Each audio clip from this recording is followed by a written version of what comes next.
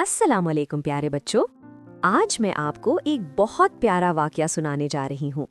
एक दिन हुजूर नबी करीम सल्लल्लाहु अलैहि वसल्लम अपने सहाबा के साथ तशरीफ फरमा थे। इतने में एक छोटी सी चिड़िया बहुत घबराहट के साथ इधर उधर उड़ने लगी। सहाबा कराम ने बताया कि हमने उसके नन्हे बच्चे घोंसले से उठा लिए थे। ये सुनते ही हुजूर सल्लल्लाहु अलैहि वसल्लम ने फौरन फरमाया, इसके बच्चों को इसे वापस दे दो। सहाबा ने फौरन परिंदे के बच्चे घोंसले में वापस रख दिए। चिड़िया पुरसुकून हो गई। फिर हुजूर सल्लल्लाहु अलैहि वसल्लम ने हमें सिखाया कि जो रहम करता है अल्लाह भी उस पर रहम फरमाता है।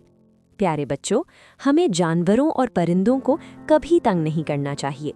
जैसे हमें अपनी माँ से प्यार होता है, वैसे ही हर जानवर को भी अपने बच्चों से बहुत मोहब्बत होती है। आएं, हम सब अच्छे और रहमदिल बच्चे बने। अगर आप ऐसी और वीडियोस देखना चाहते हैं तो हमारे चैनल को लाइक, सब्सक्राइब और फॉलो करें। शुक्रिया।